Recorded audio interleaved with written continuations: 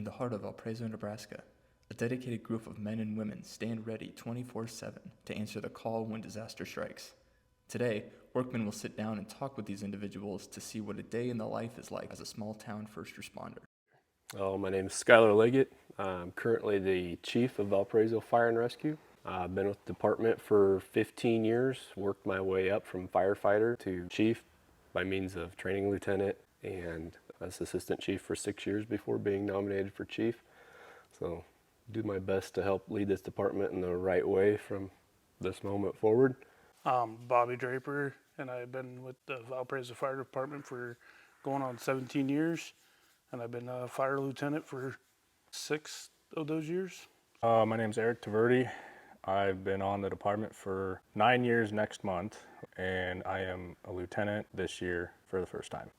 And what's it like to be a firefighter in a small town like Valparaiso? It's very rewarding because the community's pretty tight and they like to give their gratitude towards you. No matter what happens, it seems like there's always somebody in the rearview mirror that's always seeing what goes on and there to pat you on the back. Yeah. And so as being the chief and being the fire department here and being a volunteer, is there a lot of different roles that you kind of take on, more responsibility? We have firefighters, EMTs, I mean, not just fighting fire, we help the community through EMS services when people are sick or injured. We all take part in that, so on the volunteer side, it's kind of whoever's been here the longest kind of steps into that role on any given day because we don't know who's coming. And so if the higher ups aren't here, then you fill that position. So you find yourself in that position and out of that position on any given day. So Being new with the lieutenant's position, it will come as it will. I mean, setting up some things, some trainings and going on trainings and kind of running a little bit of command on those are kind of a big step for me. So it's kind of nice to get into another role. Mm-hmm. And does that kind of build on, your leadership aspect and, getting to know the guys over, the period that you've been here, but, improving that there and something that you find yourself building on, your leadership aspect? Oh yeah, I have 100% respect for those guys that are on command on calls. I mean, it's a whirlwind. There's 6 things going on at one time that you got to control, and sometimes you can't really divert that off to anyone else. So what does it take, in your own words, to be a fireman? just takes the drive to want to help somebody and the courage to do that and being available. A lot of determination. You got to be willing to take off when those tones drop, and it gets tough, but got to have some grit behind it too. Yeah. And so are you like on the full-time job side of things and you come out here and volunteer as well, or do you have a full-time job outside of that? I have a full-time job. I farm full-time. Okay. So I'm able to get away most of the time until I get to my busy seasons. This is a part-time, so I hold a full-time job and am able to come here during the day from my full-time job. So, doing this volunteer role, would you ever want to take on the role of doing this in the city, or would you prefer to, just be volunteer and helping in your local community? I thought about it at one time to do it in the city, but I enjoy more helping out Valparaiso. I'm in the boat right now. I'm kind of working, trying to work towards getting my EMT and then possibly looking at trying to get on with a full-time department in the city eventually. But right now I'm really in love with farming, so that's kind of where my passion and my heart is. So, volunteer was a great step for me to be a firefighter in the city. I've been a paid department member for 5 years for Lincoln Fire and Rescue. Okay. And what's it like? What's the differences of in Lincoln versus here working in Valparaiso in the small town? Is it the tight-knit community? Do you enjoy one more than the other? I enjoy working with the individuals here in Valparaiso equally as much as I do on my paid department in Lincoln. The Brotherhood, sisterhoods, it's the same no matter if you're volunteer or paid. And there's a lot more laid back and buddy cloning around here in the volunteer world versus that's a job. You got to be super professional, which we're professional here too, but that's your job and you respect everything about that. Mm-hmm. It's more of like a brotherhood, just a tight-knit community of just, friends here that you're here to get the job done, but also you guys can enjoy being in the small town life a little bit. Absolutely. So being a volunteer and a first responder out here, what is it like in this community, working with the other firemen and working with the communities around this one? Oh, it's awesome. I mean, we got great people on this department, and neighboring departments are the same way. I've got buddies on all of them, and show up to calls, we see each other, we get excited. So, I mean, that just right there tells you we have a really good connection with all the departments when you know each other by name, hang out with them. It's just one big family. I mean, outside of your family you go home to every day, the people here are the same way. So everybody cares for everybody, and you get along like brothers and sisters. So. Yeah. It seems like everybody here, and especially in this town, is very tight, close-knit. Everybody knows each other. Is that how you kind of describe? Oh, for sure. I mean, I can go ahead and call or text my chiefs or anyone on the department for help, and, you know, we'll send messages out, and we'll have 10 people come down here for something that needs to get done or cleaned up half the time. Mm-hmm. Yeah, it seems like that's been a common theme is you know, the family and, you know, respecting your neighbor, especially here in Valparaiso. Everybody knows each other. Everybody, you know, seems to take care of each other. Is that kind of how you feel? Yep, that's pretty much exactly how I described that. So, how do you manage that the family aspect of it and the time and the commitment that it takes to be a firefighter? Well, family should always come first, no matter if it's your career or if you're in a volunteer position. At home, you know, gets tough at times. Yeah. You know, we sit down and eat, and the next thing you know, those tones drop, and I'm out the door without even saying bye. So, yeah, just depends on the day. Yeah, it's a hard gig to juggle. I mean, calls come out during the day. You take off from work, and my employer's very good about letting me be able to do that, and then the family understands the same way. So, I mean, you're here, there, we're all family, so take care of each other. So yeah. I have a very fortunate position to where my wife is also a volunteer, so she understands what we have to do. And yeah, there's birthdays, there's holidays where you get up and leave and you have to answer the call. You have to help your community out because you're not sure if anybody else is going to show up on any given day. So you do what you can when you can. Right. But yeah, family always comes first. We talked about it a little bit, but what are some things that you're aiming for yourself personally to continue to build on? It sounds like leadership's there. Is there something else that you're trying to build up on for yourself? Oh, for sure. As a, you know, as the lieutenant now, I'm able to set up trainings, and I want to kind of find where my area of expertise within trainings or on calls are kind of going to be set for my standards and hold myself to that.